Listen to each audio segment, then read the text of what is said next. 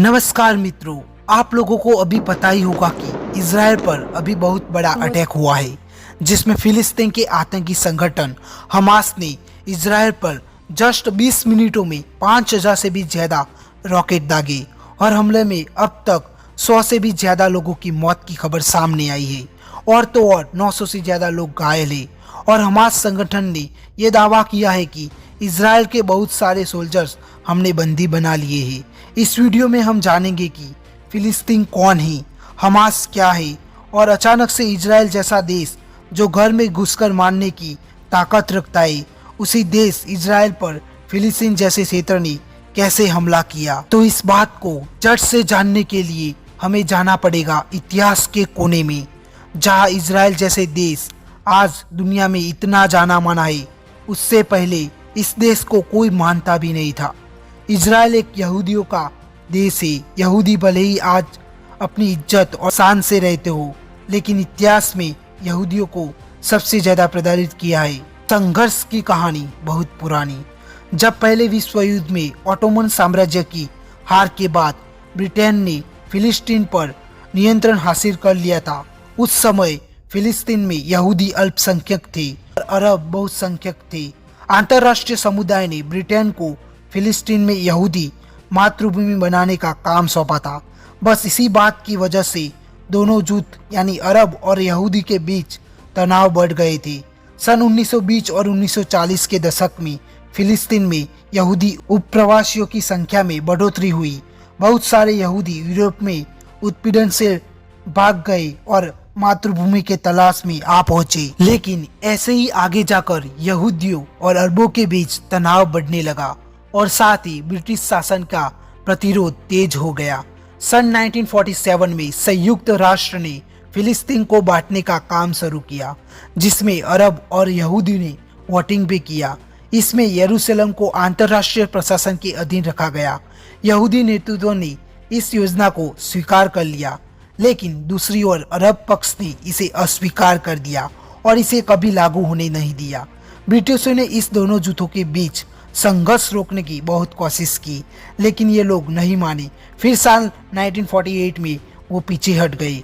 उसके बाद यहूदी के जो लीडर थे, उन्होंने इजराइल की स्थापना की घोषणा कर दी। कई फिलिस्तीनियों ने इसका विरोध किया और युद्ध भी किया था, लेकिन इस युद्ध के दौरान कई फिलिस्तीनी सैनिकों को डर के मारे भाग गए थे और अपने घरों से भी निकाल दिया था। सन 1987 में हरकत अल मुकावमा अल इस्लामिया यानी हमास की इस्लामिक प्रतिरोध आंदोलन की स्थापना की गई थी।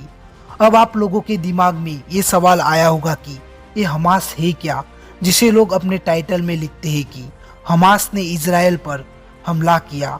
तो हमास एक फिलिस्तीनी क्षेत्र का सबसे प्रमुख इस्लामी चमरपंथी संगठन है और इसकी शुरुआत सन 1987 में पहले फिलिस्तीनी इंतिफादा के दौरान हुई थी।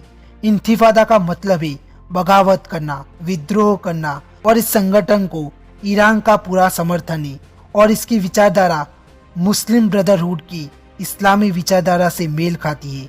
फिलिस्तीनी के दो विद्रोही थे, उन्होंने इजराइल और फिलिस्तीनी संबंधों पर गहरा असर डाला। खासकर दूसरे विद्रोही ने 1990 के दशक की शांति को पूरी तरह से भंग कर दिया।